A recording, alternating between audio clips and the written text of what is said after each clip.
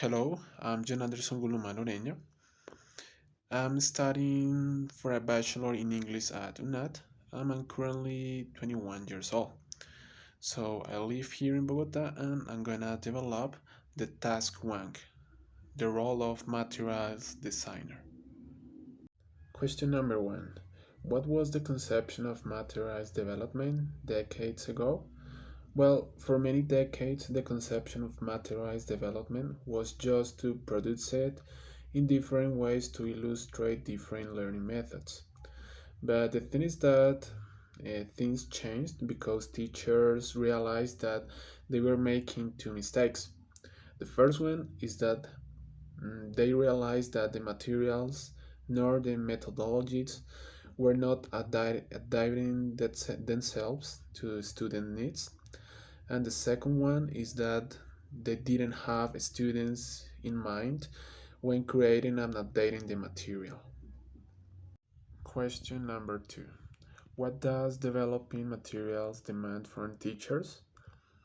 Well, designing and creating teaching materials takes a lot from a teacher because there are several factors that must be considered. For instance, teachers must know what is the type of student or group of students that the material is going to be adapted to. And then the educator must find a way to communicate it in a good way. So, I mean, including examples related to the students' daily life and context for them to get it in a faster way. And last but not least, time is the most demanding resource that teacher must invest to create more teaching content. Give us at least 6 demands and explain them. The first one is time because we have to invest our valuable time to create content. The second one is creativity because we have to create the content in a good way for them to explain to our students and make it understandable. Third one is knowledge. We have to use our knowledge in the target language for us to explain the language by itself in a proper way. So we will have to use the concepts that we think that are mandatory for our students to know.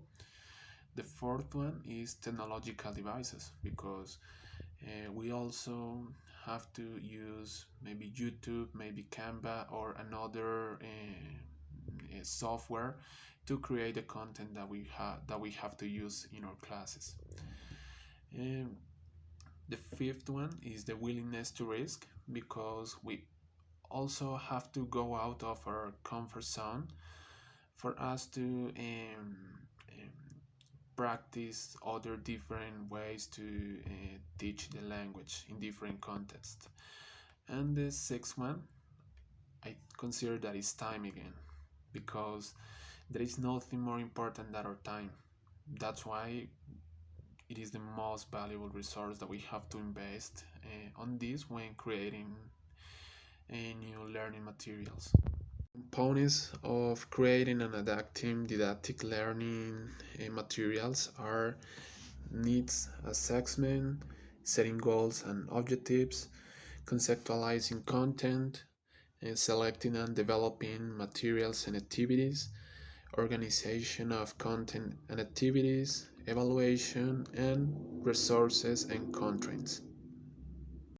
In your opinion, what is the principal role of the teacher when designing language learning materials?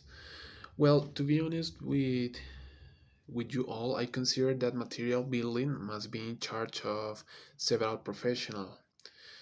It may be a graphical designer and a video editor, because teachers must be in charge of providing the learning and teaching content for the other team members to convert it into different formats, video, slides, and interactive content.